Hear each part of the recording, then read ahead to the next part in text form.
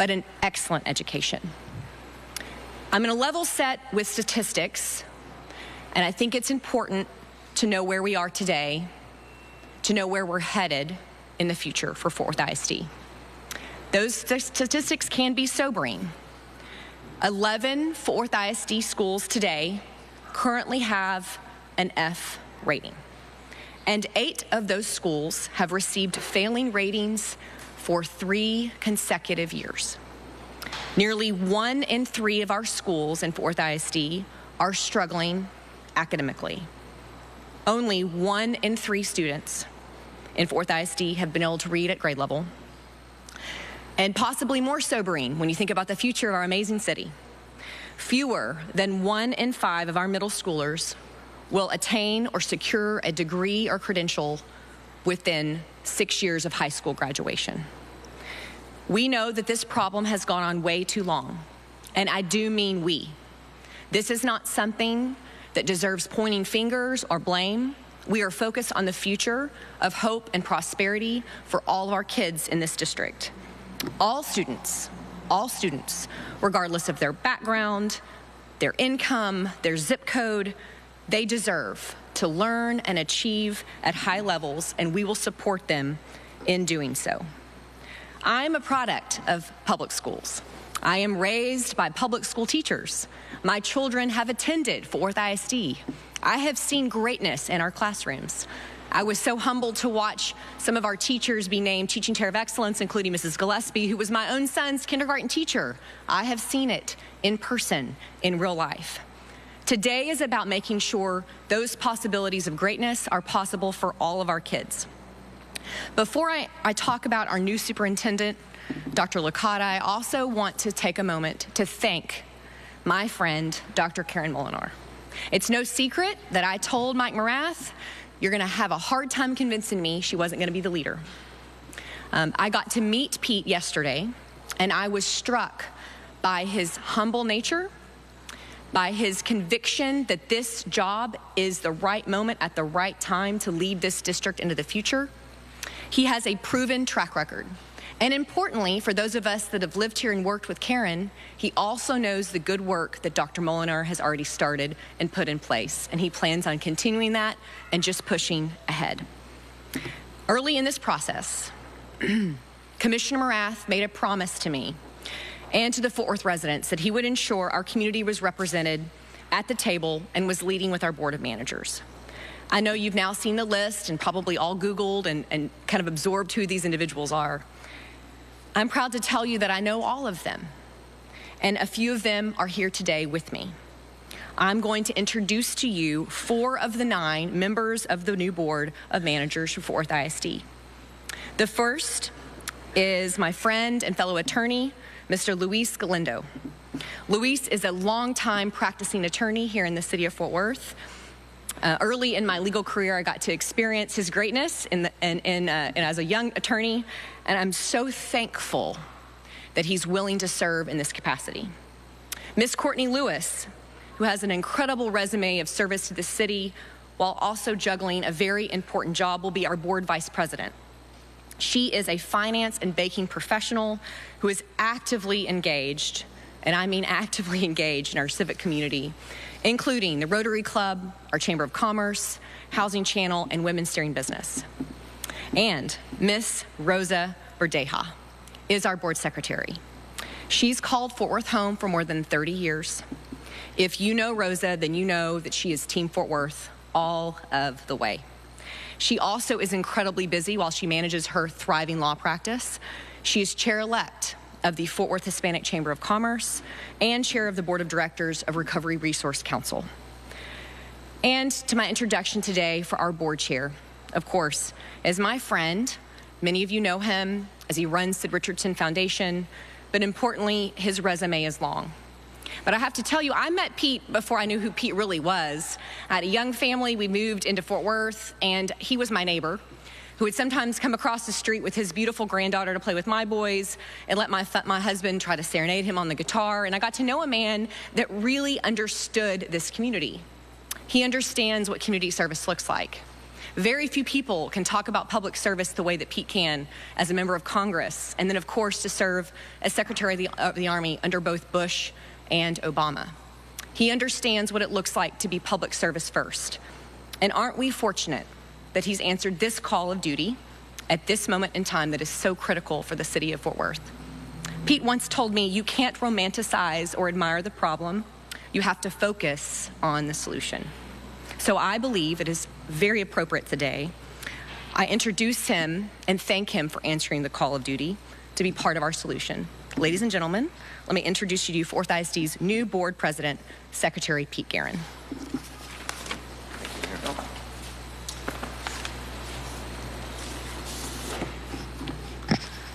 Well, the mayor didn't mention Arlington Heights High School class of 1970, proud yellow jacket. And I'm married to Arlington Heights High School, Miss Arlington Heights High School, class of 1972. Becky, thank you for being here today. Why are we here? Student outcomes, student outcomes, student outcomes. Most of our children cannot read at grade level. Not a few, not some, not many, most. Most of our children can't read at grade level. In our district, 63% can. That's 40,000 of our children who cannot read at grade level. Thank you, Mayor Parker, for your clarion call in August of 2024 and your leadership on this issue ever since. You told us that our kids can't read at grade level, and that's unacceptable for our great city. It's a civic and moral crisis, you told us, and challenged us to do better for our kids. Reading is a civil right, and our kids can't read. Maybe we did not know all of that before your wake-up call, but we know now. So where do we find ourselves today? Thanks to you, Mayor, and Dr. Molinar, and tireless community leaders and advocates, our kids are in a better place. But we remain the lowest performing school district of any big city in Texas. Our district had a plan underway to change that. Under that plan, if successful, half of our children would read at grade level by 2030. A child's only in the third grade once. Half reading at grade level by 2030. Does anybody really think that's okay? Soft bigotry of low expectations. We can do better, and we must move faster for our kids. Houston had 57 F-rated schools 3 years ago. 0 today. 0 today. The kids can't wait. Houston did not wait, and we won't wait. It's go time in Cowtown. So where do we find ourselves today? We failed our kids for over a decade, and the state stepped in on behalf of our kids. Regardless of whether you were for or against the intervention, that's where we are. The state appointed a new school board and hired a new superintendent. And all of us must join hands to make this work for our kids. No looking back. No looking back. The time is now. A child is only in the third grade once. I'll introduce our new superintendent, but before I do, I want to tell you something about our new school board. Sworn in at 7 a.m. this morning at Artes de la Rosa on the north side. It's an extraordinary team made up of ordinary folks drawn from all across our community. Made extraordinary for one reason, because of our mutual commitment to our kids. Kids first, our kids. We were educated, trained, and whipped into shape by a servant leader from San Antonio who devoted his last several months to us and our kids. He started with 300, and now we have 9. Steve, we're ready to take the field for our kids. On behalf of our kids, I say thank you. Who is our new coach? He's from Florida. He and his wife, Judy, are 2 of our newest Texans. They did show up in a Ford F-150 truck. Made a very good first impression. His name is Pete Licata. You have his bio, so I will only hit the highlights. He's a lifetime educator, a middle school teacher, school leader, administrator, and superintendent. Wherever Pete has been, the kids win. Everywhere, every time, Pete's kids win. Under his leadership, our kids will win. Please join me in welcoming Pete Licata, one of our newest Texans, to Fort Worth, Texas. Thank you. Thank you. These are mine. These are yours? Yes. Okay. Well, good morning, everyone. It's an honor, a privilege to not only stand here as the new superintendent, but to stand in a library that has historical significance to this area. I'm going to read the first part because when you know people for 24 to 48 hours, it's good to remember their names, but it's even better to write them down and make sure you get them right, because that's something you will never live down if you forget the first day. First, I want to thank Pete Guerin for being so hospitable to me in the last 24 hours. The mayor, who told us some statistics that nobody wants to hear. They're offensive. She has been incredibly welcoming, but she is a taskmaster, and I'm already under her tasks list. Board of Managers, got to meet them the other day. I can't think of a better group of people that are sitting in a room that are advancing something they want to do. It's a selfless position. It's not paid. It's not about moving to the next level. It's about what they feel and that moral obligation to make things better for the children of our community. And I can say that because we've moved here. I also want to let you know that my wife approved of Fort Worth immediately. And if you know anything about marriage, your wife is always the smartest and she's always right. And she is behind me here, and I can't say thank you enough to her. She is the best human being I know, and I'm very fortunate to be with her. I had a great meeting this morning. It was supposed to be 15 minutes. It lasted a half an hour with the previous superintendent, Dr. Karen Molinar. What a great human being. She was open, honest, professional, classy, and you could see that children were the focus of her efforts. And she simply said, Pete, I'll get out of your way, but if you need me, make sure my babies are taken care of. I assured her of that. She deserves some credit. Under her, Fort Worth has gained some momentum, and I will recognize her for that. It is important. She's a fixture here. If anyone knows anything more about education in this Fort Worth, I don't think they're around, because she is the epitome of education. We're embracing this city already. We've been told where to eat, where to go, what the best barbecue is. I will not bring that up in this conversation. But I've also been told that the people of Fort Worth are phenomenal. And I know this is when I pull up to a stop sign, I'm not getting the Florida wave. I'm getting the Texas wave of go ahead and go. That's important. That's where we want to be. I was asked, why Fort Worth?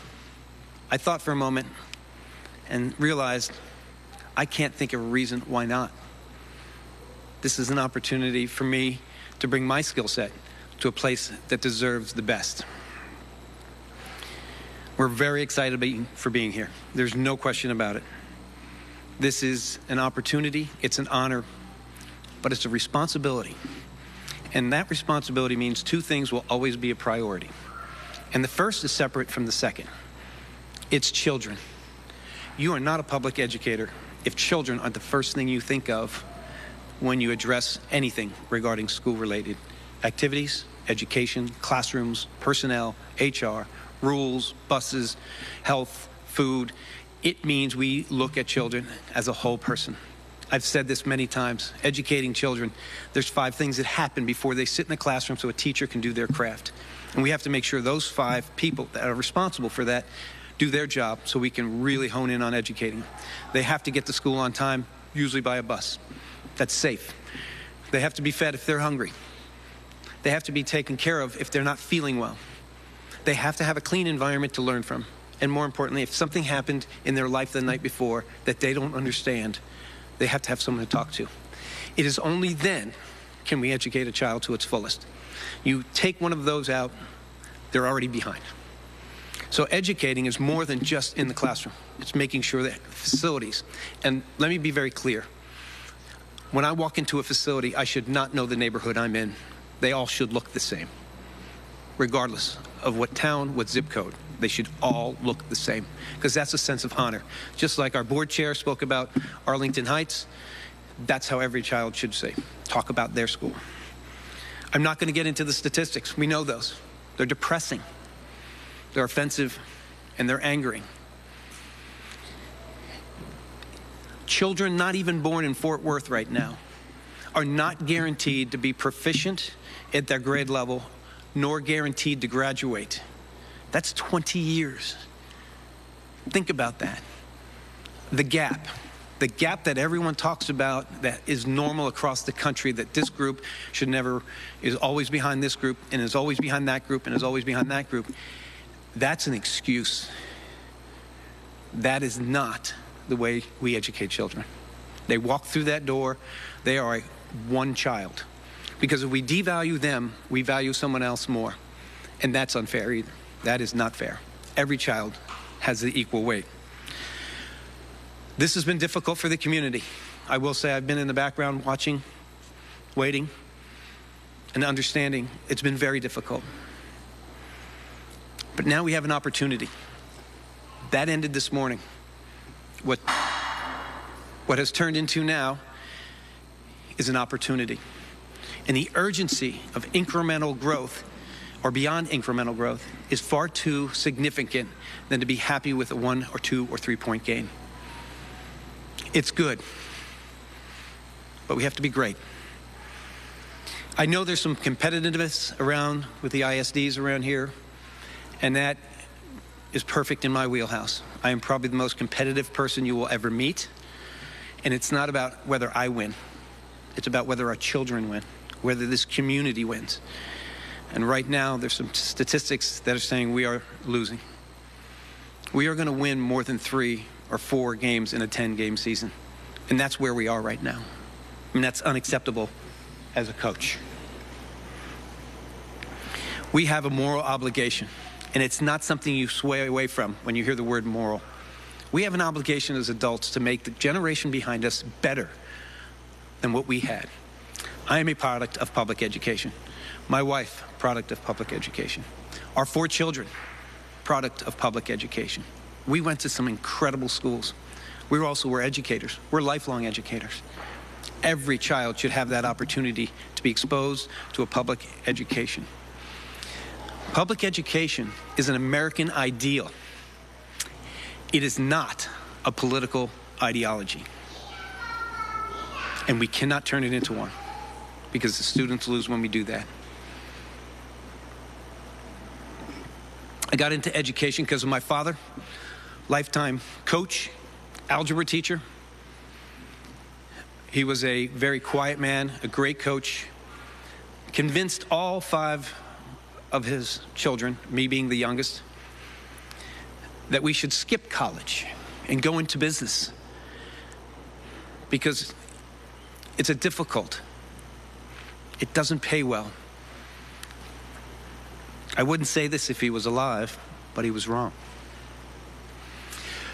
Education is probably the highest paying employment in the world. Intrinsically, he may have not died with a lot in his pocket, but he died a lot with in his heart. And it wasn't until his funeral that I realized this.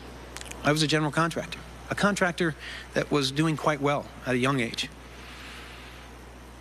And I had person after person that I saw when I was growing up, his players, his students, tell me that he impacted their life far beyond the classroom. It did not make sense. But after 3, 4, 5, 6 members of the community that were well regarded, I realized I wasn't in the right seat on the bus. So I went back to the University of Miami, hold there, and received my academic scholarship, They did not want to give an old guy his basketball scholarship. And it is there where I graduated and became a 7th grade geography teacher in the inner city with 142 students, roughly 40 students a class. I only had 4 of them, mostly boys. And I felt like I had the greatest job in the world because everybody wants to be a 7th grade geography teacher. Maybe not, but we're going to change that, and I'll get to that. I slowly moved through the ranks. I didn't think it was fast enough, but it was at the right pace. Most of it was involuntary because people saw in me the ability to turn things around, to fix things, to take on, to run to fire, and be that person that sees the objective for everybody, not for myself. I am a person who runs to fire. As I moved through the system, I was very fortunate to have an incredible team around me. And I know that this is a collaborative effort to make every child at proficiency at grade level is everyone in this room, whether you're behind a camera recording this, whether you're part of my group, or whether you're my boss at home. This is everybody's job. We have a moral obligation. We have a board that sees it the exact same way. Fort Worth was defined by someone who I trust already. It said, it is the biggest small town you will ever see. I thought about that, and it makes sense after being here for about a week.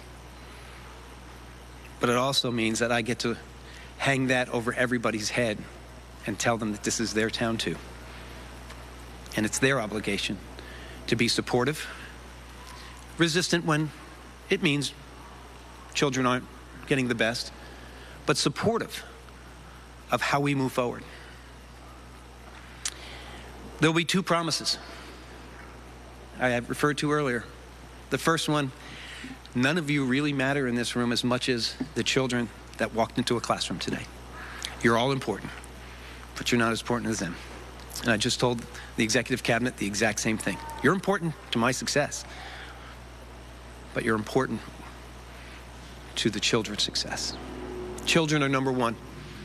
And whenever it becomes a difficult issue, such as paying for children that we don't have because we have to look at our budget tightly, or looking at what's best for children's progression, or what standards we're teaching them to make sure they test well at a proficiency level that's considered the bottom of proficiency, not the top. Proficiency at grade level is the bottom. It's the lowest form of acceptance. It's not where we want our children. We want them to excel. The second is transparency. I had a superintendent who proceeded to move me every 3 years, and I would get a phone call, and he's probably listening. Pete, I'm moving you. I'm moving you. School's a C. It's going to become a D. I need you to make it an A. This department's struggling. I need us to be the very best in college and career readiness, which we were. We beat Miami-Dade, which was twice the size of us, and Broward at the time when I was in Palm Beach, which was 50% bigger than us.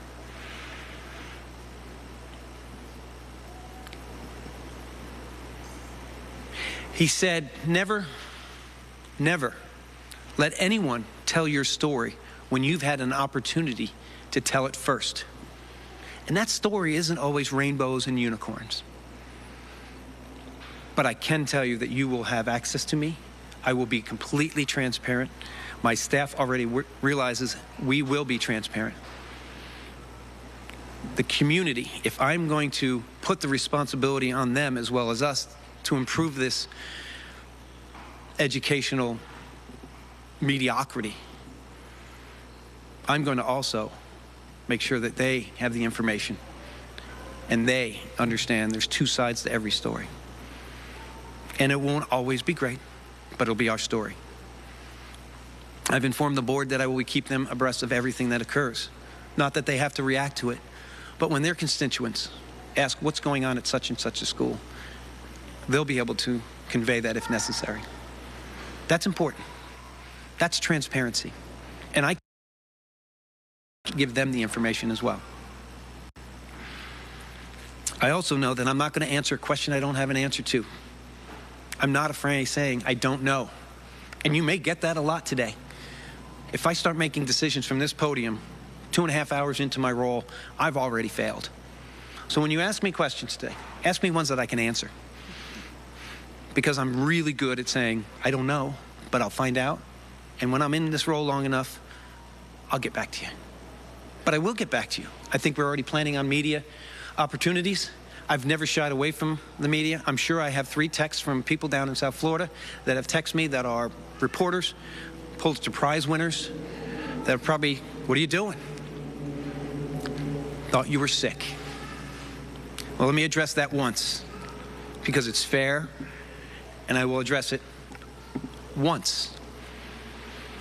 The hardest day in my career, and the most memorable day in my career, was sitting at the dais about almost a full year into my reign as superintendent in Broward County, Florida, knowing that we were becoming an A for the first time in 14 years. 257,000 students, 250 schools, a black and brown population that resembles Fort Worth identically, 17% white, just like Fort Worth, 75 plus free and reduced, and I was getting pushed because we were at 63, 64, check those numbers, but I'm pretty sure it's at, of reading proficiency. That's almost twice as Fort Worth, with 3 times as many children. It can be done. It can be done. And I'm on that dais ready to announce that in 2 weeks, 3 weeks when the school grades come out. I'm ready to announce that we have a balanced budget. We've shaved $20 million off without losing 1 person, without having any real teacher vacancies in the single digits, with a board member ready to bring an extension of 4 years to my contract, and having to sit down and struggle through a paragraph saying I've made a decision with my brain and not my heart. And it was the best decision, but the hardest decision. I recently went to the doctor before arriving here just to confirm there is nothing to worry about. I am as healthy as a 35-year-old person that spent some time training for the FBI. There's your answer. So you can skip that question off your checklist. I think you get a feel for who I am already. I have some visits planned, and I'm not going to disclose that with you, because my visits are going to be about the communities and about the parents I talk to in the upcoming days. And I'm not even going to tell them who I am. I did that for the last few days. It's very hard when they start asking, who are you? It's very hard to be on an airplane looking at statistics and data, and someone from Dallas, Fort Worth is sitting next to you, and you keep turning your computer screen this way, and they're like, no, you can have more room. No, I can't. And I wanted to ask that person so much. But I will tell you a story that boiled my blood the other day, and please tell me if I'm going over time. I may have played a little more golf than I should have in the last year and a half, and you can only play golf so much. You can't go on vacation forever. And I realized when a group of superintendents in Philadelphia about 152 days ago said, Pete, when are you getting back into it? You look great, and you look like you miss it. And my answer to them was, I miss so much about being a superintendent, but there's so much I don't miss. When Fort Worth became available, it was the place that I knew I was going to miss a lot of in my job. I realized it was time to come back. But as I'm sitting in the clubhouse of a local golf course, not telling people who I am, a gentleman walked up to the counter, about 35 to 40. It's very difficult to judge ages nowadays. And he mentioned to the pro, I want to get in 18 holes real quick by myself. I'm from so-and-so. I don't know the city. It's not very big. In a pro shop, the pro there said, I'm from the same city. What brings you out here? He said, well, I went to school here in town at TCU and met my wife. And we bought a nice little house downtown. And we've been there ever since. He goes, well, what brings you out here? He goes, well, we started having children. And he used a word I won't use in public. There's no way am I sending my children to Fort Worth ISD schools. I was looking at a shirt that I would have been in trouble to buy. And I spun around as fast as I could. And every bit of energy it took for me to ask him why. Guess what I get to do from now on when I'm with parents? I can say why. And they're going to give me the answer. And it may not be an answer I want, and it may be a truthful answer. But I'm going to get that answer. And I wanted to get that answer from that young man. And I didn't judge him. I didn't blame him. But I wanted to know why. I think I knew why. I'm pretty sure I knew why. And some of it might have been valid. Some of it may not have. But we're going to get rid of the valid part of that. We're going to change that. We're going to be here to make Fort Worth the best ISD in this area and in the state of Texas. My home state of Texas, shall we say. We decided to go ahead and get an Airbnb. And it's important that you know this. We're renting for a month or two. I did not want to worry about where my pots and pans and silverware is going. The next 2 months is pretty much an army cot and a small shower. Because my attention is important. We have 3-month head start at the beginning of next year. Testing is coming up. The system has already been told to stabilize. The leaders under the executive cabinet understand that. We need exact, specific, real data to make some decisions moving forward. Our educational system is going to look differently. It's going to be focused on standards. It's going to be focused on reading. It's going to be focused on math. And it's be focused on our excellent teachers. Our excellent teachers, fear not. If you believe you're an excellent teacher, fear not, because you will have an opportunity to not only increase your pay, but work with some dynamic leaders and be able to say you were part of that turnaround. I did say excellent teachers, and I also mean excellent leaders. Fort Worth Independent School District is no longer the poaching capital of Texas. We will not allow that. And you just saw my competitiveness come out. Sorry about that, folks. But it's real, and it's on. As someone who came from University of Miami, I knew winning quite well. But I also knew a coach there that left after my second year, that had just won a national championship. And he left us for, I think, a team down the road called the Dallas Cowboys. But he said to his starters, because I was very close to a lot of the football players, we won a national championship. You made all team, all pro, all whatever it was, all conference. But your job's open. You're going to have to earn it again this year. A child only goes to 3rd grade once. We want excellent teachers and excellent leaders. But last year is not this year. Next year is not this year. 3rd grader becomes a 4th grader. 1st grader becomes a 2nd grader. It's also our job to make sure our kids are reading before they get to school. Shame on us for thinking a 3rd grade teacher can make a difference of 3 years that quickly. And parents, if you can't do that, we can help you. This is an entire community. We have some challenges ahead. Some board agendas ahead that are going to be tough.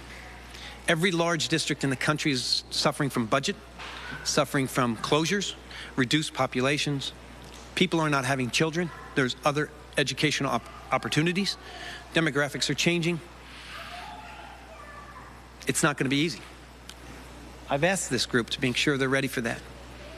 Because someone you know for 30 years is going to be up there on that microphone asking for something. And we have to make a decision what's best for the entire group. It's going to be hard, but we'll do it. Because when you put a problem beyond and put a child in front of it, it gets easier to answer immediately. because you lose the periphery and you remember why you're here. And that's important. I believe I've covered everything. I think I've answered the easy questions.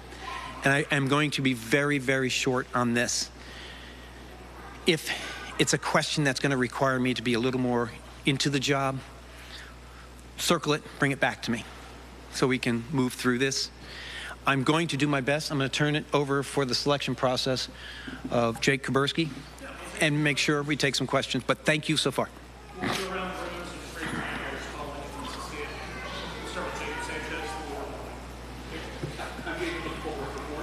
You were talking about incremental change in Fort Worth, and looking at your previous school districts, that's kind of what we've seen there.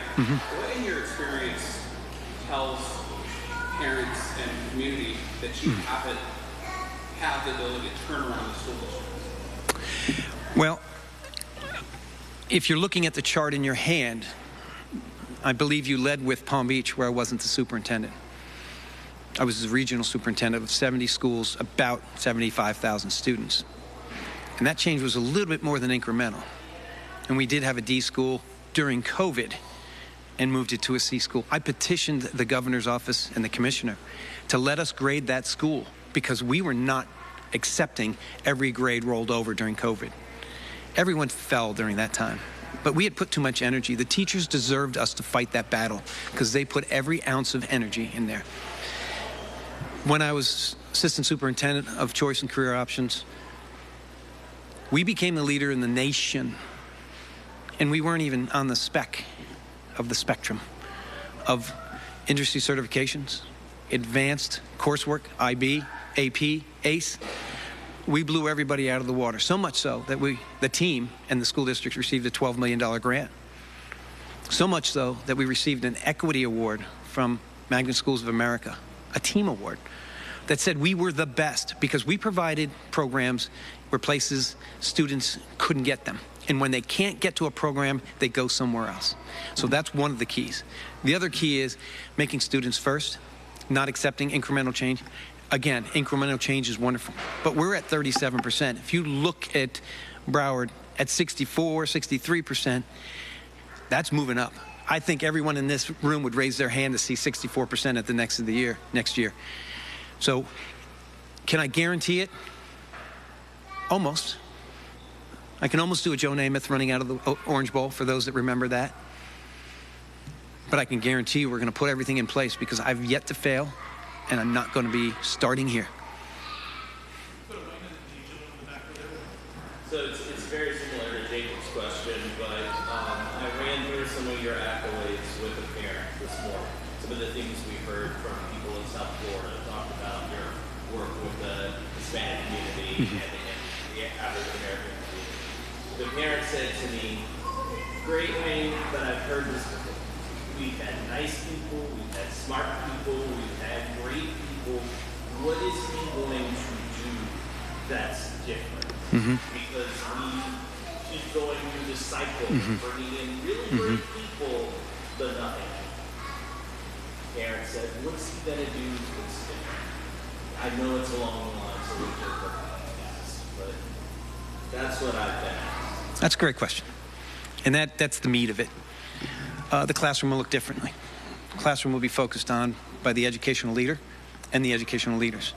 There'll be no duties of that principal to deal with facilities and such. That'll be taken off their plate. They're master educators. That's why they're in their role, or we'll find out, do they belong in that role? Same with the classroom. We are going to stay on standards that the state decided is the minimum. We are going to focus on those.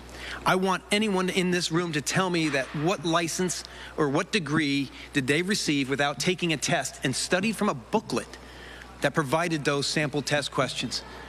When you got your driver's license, they provided you a workbook. We have the formula. It comes from the state. Those are the questions on the test, and those are the standards. There are naysayers. But the last I checked, when I studied for my exams, I made sure I had the right book and the right standards. We're going to make sure that happens. We're going to calibrate the observation tools with real-time feedback. When a teacher is not doing something they had an opportunity to take advantage of and make sure they extend that lesson a little bit deeper into that standard to where that child will move it from a 2 to a 3, maybe to a 4. We are going to coach there professionally, and with regard. We're not going to wait 2 days later when we don't even remember when we walked in that classroom. Principals are not going to be in their office when children are in our classrooms. Paperwork can be done later. There is a line out the door for people wanting to be principals. There's a line out the door for people who want to be me. Anywhere from that spot all the way to me. There's not a line out that door for teachers. And we have to protect them and support them. Hold them accountable. But they better get the support and professional development. And that's the other piece of that. We have to train. We have the responsibility of training them to make sure they know what is right and wrong. And accept that feedback, accept that coaching, and make sure that leader, John Hattie, Visible Learning, greatest researcher of educational data. He didn't do most of the data, he collected it. Single most important factor in a child's learning is the teacher's wherewithal of how high they hold the standard for that child when they walk through that door. It better be the same in every school, regardless of what that child looks like. That is the single most important factor of a child learning, right there. The second most important factor is the leader on the campus, the principal. We start with the principal. We're going to start tomorrow. I'm smiling all day today. There'll be one smile tomorrow until I visit another event that's centered around children. We're going to use real-time data, already working on a system so I can look at a dashboard, see how many students are absent, see how many students have been suspended and why. See how many teachers are not in a vacant or in a position, how many vacancies, and I can tell you right now where the vacancies exist and what schools those are. That's going to change. We're going to put our best generals in the toughest battles, and we're going to reward them for it. And we're going to make sure that those excellent teachers, all of you, fear not, you will be going to a place to make a difference, and you will be more than the incremental change. You will be responsible for it. We are going to get heavy in that classroom because that is, if I remember correctly, the first priority. And it's going to be hard for some. It's going to be hard for some teachers that have been teaching the same year for 25 years. But it's going to be great for some that have been doing already the work and knowing they're being supported. Teachers that fail fall on our shoulders sometimes. It does. But if you don't have the integrity to look at every child and expect the best and the most and say, well, that's because they're never in that same category, they always lag behind this subgroup. I hear that. I'm going to ask my driver to hold me back. Unacceptable. Absolutely unacceptable. So I think I gave you a glimpse. You'll get more of a glimpse. We'll roll out that plan. But that's the difference. That's the difference right there.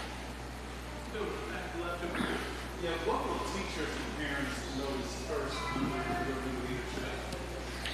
I was just told time. What will they see? I would like to think my youth and good looks, but neither of those are true.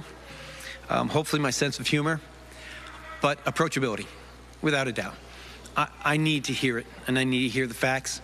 I think folks already in the building, when I walked through, I found out their names, and they were the nurses starting the first day, bright smiles, and I gave them that speech. And I said, you're important about children learning. They don't know who I am, but it's their first day too, and they got their new badges as well. They'll expect honesty, integrity, transparency, and a commitment to our, not your, our community. I said that as a Texan, didn't I? All y'all. I learned that one too, by the way.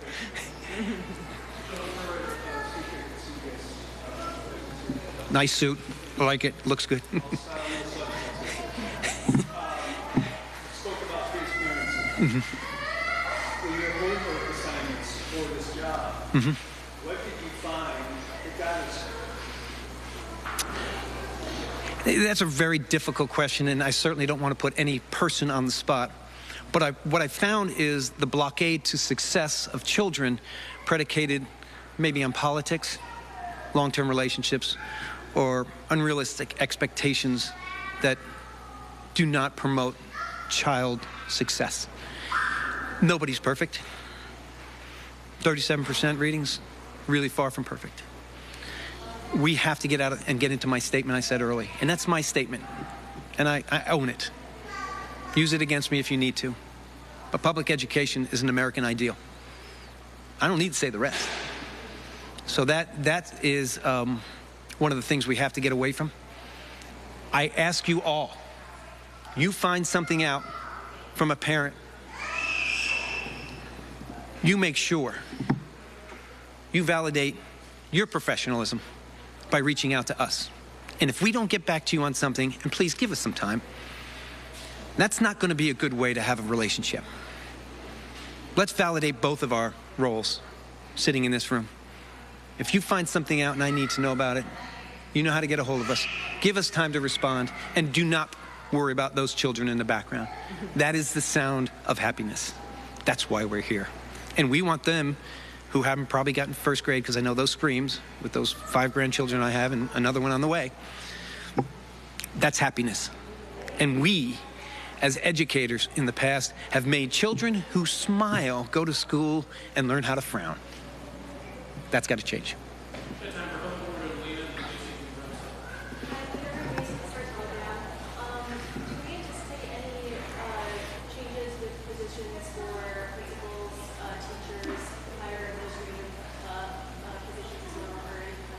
That's a phenomenal question, and that is something I can answer.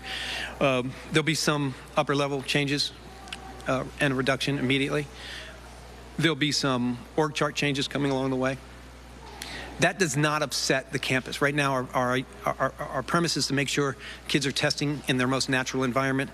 I don't know if this noise gets to them. It does in some way, but we want to make sure they're ready to test. Principal change is traumatic to any campus, whether it's good or bad. Dr. Molinar was phenomenal in giving me a rundown of where everything is. I won't repeat that to anyone. I've given her my confidence. But I rely a lot on what she says. She is a quality human being and a quality leader. So I'm going to rely on a lot of that information because I believe in her and I believe in what she was thinking is the right thing.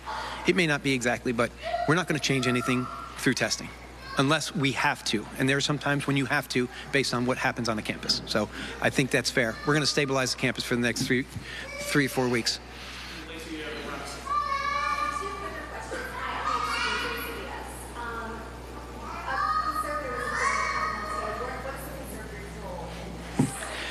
Conservators' role, from my understanding from the state, and correct me if I'm wrong, but I want to answer what I know, and it may not be a complete answer, is someone who comes to the front and starts figuring out how and who and when and what's the operations. They are not really involved in day-to-day decisions. They're involved in the process. I don't know the whole process from start to finish, but most importantly, not involved in decision-making process. That is mine. I am your superintendent. I live here. This is my home. The board members behind me have lived here far longer than me. They are pillars of the community. This is local leadership.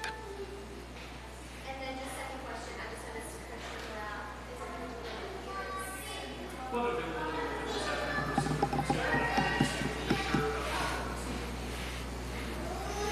Thank you all very much. Appreciate it. Thank you very, very much. Thank you, board.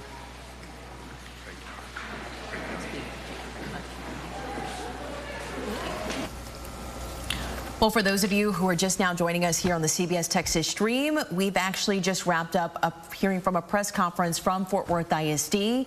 And this morning, we've learned that the TEA is announcing new leadership and a new superintendent for the school district. This all comes in the wake of the TEA takeover of Fort Worth ISD. And you heard from him there, Dr. Peter Licata, who will now be the district's new superintendent. He will, of course, be replacing former superintendent Dr. Karen Molinar. Now, he was most recently the superintendent of Broward County Public Schools in Florida, where he led that district to its first A rating in more than 14 years and eliminated all D and F schools. Licata has started working with the district today under what is being described as a 21-day interim contract. No doubt he's got an impressive resume, but also announced this morning was a new board of managers for Fort Worth ISD.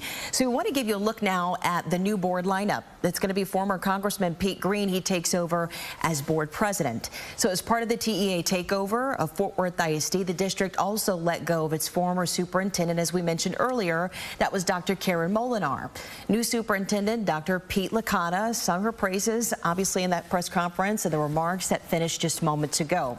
Also, we heard from Mayor Maddie Parker there in the beginning of this press conference, and she says that Licata will also honor Dr. Molinar's successes too as well. Yeah, and clearly one of the themes of the conversation that Dr. Licata just had, which was a pretty informal conversation with the media, was basically that he understands the situation, the current reality of what Fort Worth ISD looks like. He understands, like he mentioned, even running into a fellow Fort Worth resident at a local golf course who said he would never put his kids in Fort Worth ISD. So he understands the district's current status and what kind of markers need to be met for it to be able to move forward from what is currently 11 F-rated campuses, 8 schools that have been F-rated for 3 consecutive years. Yeah, we even heard from Mayor Maddie Parker, and as I mentioned in the beginning, she was just saying that they're still very focused on their mission there, which isn't just giving kids within Fort Worth ISD an education, but an excellent one at that. Yeah, also the Board of Managers that was announced this morning, it is a list of who's who in Fort Worth as far as what you heard from Dr. Licata describing as pillars of the community. There's the Dean of the Fort Worth A&M Law School campus, Dr. Adier, who is a portion of that Board of Managers. There's also members from the finance community in Fort Worth, other attorneys, folks that are parents within the district that have kiddos currently enrolled in Fort Worth ISD. But Mayor Parker made it very clear that she wanted this Board of Managers to be people that care about Fort Worth and care about Fort Worth ISD and want to see the district be something that people do want their kids to be involved in. And they want every student to have that opportunity, not just to have access to an education, but to achieve an education that allows them to pursue certificates, associate degrees, further education down the line. And also very representative, too, of the Fort Worth community here as well. Very diverse. So you mentioned Bobby as well, Rosa Marie Berdea, Luis Galindo, obviously the new president, Pete Green, Courtney Lewis, Frost Prelo, Jace DeGaulle, and Tennessee Walker. Yeah, a couple of attorneys on the board, a couple of finance people, a couple of folks from the tech industry as well, but definitely all that are very firmly rooted in the Fort Worth community. We've got much more coming up on our news at 11 o'clock, and in fact, both our Lacey Beasley and Steve Pickett were in the room listening to that press conference. They're going to be following up with questions for Fort Worth ISD. We know so many of you have questions on what this means for your students that are enrolled in that district. So we're going to be asking those questions, and we'll have updates for you at 11 o'clock and then also on our CBS Texas stream throughout the day and then our further newscast throughout the evening.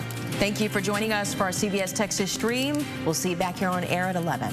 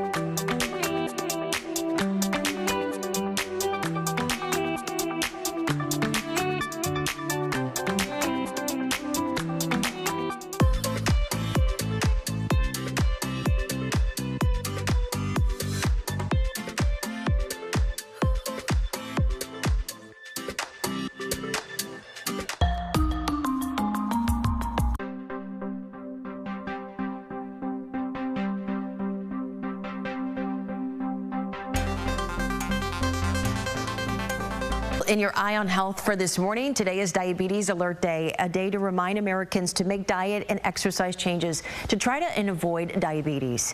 Karen Hua has more on how a national prevention program is helping people out their risk with developing their chronic disease by more than half.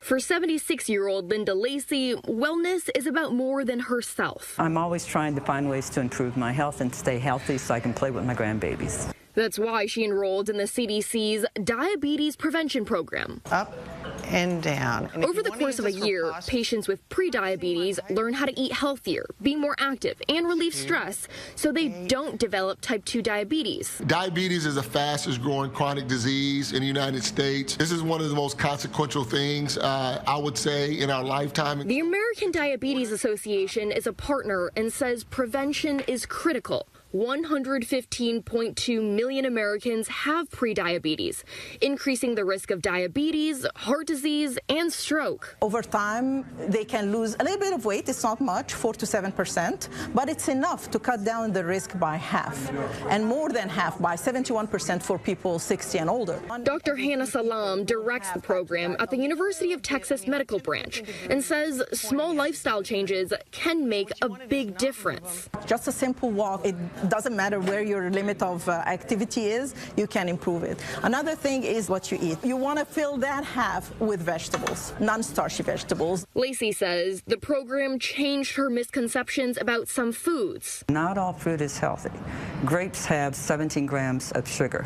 I had to switch from grapes to eating pears, apples, all your different berries. She also looks for ways to keep herself active. I exercise an hour every day. I was just doing it one time a day.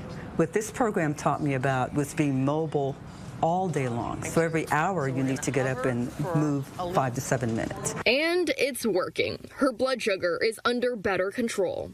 Karen Hua, CBS News, Galveston, Texas.